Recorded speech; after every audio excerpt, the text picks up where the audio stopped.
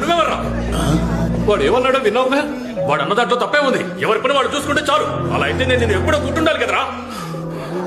నాన్న వద్దు నాన్న. అయినా నా కొడుకును కొట్టే హక్కు నీకెక్కడుందిరా? నీ గురించి ఆలోచించి ఆలోచించి నాన్న త్వరగా వెళ్ళిపోయారు తెలుసా. ఆ తర్వాత నాన్న పెట్టుకున్న షాప్ నేనే నీకు ఇచ్చాను. దాంతోనే నువ్వు బతుకుతున్నావు. అలాంటి నువ్వు నా కొడుకుని తక్కువ చేసి మాట్లాడతావా? రే ఏంట్రా, చుట్టాలందరూ ఉండగా ఎందుకురా గొడవ? అలాగా చెప్పాలనుకున్న దాన్ని అప్పుడే చెప్పేయాలి. చుట్టూ ఎంతమంది ఉన్నా సరే చెప్పేయాలి. అదే కదా ఇంతకు ముందు మీరు నాతో చెప్పారు. అందుకే ఇది ఇప్పుడు చెప్తేనే కరెక్ట్ గా ఉంటుంది. నలుగురు ముందు చెప్తేనే వీడికి బుద్ధి వస్తుంది. ఉద్యోగం సద్యోగం లేకుండా బేవర్స్గా తిరుగుతున్నాడు. వీడికి సపోర్ట్ చేస్తున్నావు. నీకు సిగ్గుగా రానంట్రా? నాన్న ఇప్పుడు నీ వయసు ఎంత? నీ వయసు ఎంతో చెప్పరా? 26. వీడి వయసులో మీరేం చేస్తుండేవారు? ఏమీ చేసేవారు కాదు. సిగ్గు గురించి మాట్లాడారు కదా.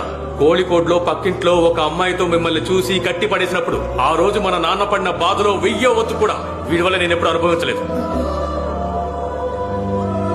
ఒకళ్ళకి నీతులు చెప్పేటప్పుడు వాళ్ళ గురించి కాస్త ఆలోచించుకోవాలి. అప్పుడు నీతులు చెప్పాలి. నా కొడుకు ఎలా బతకాలో వాడికి తెలుసు. వాడికి ఎవరో నీతులు చెప్పక్కర్లేదు.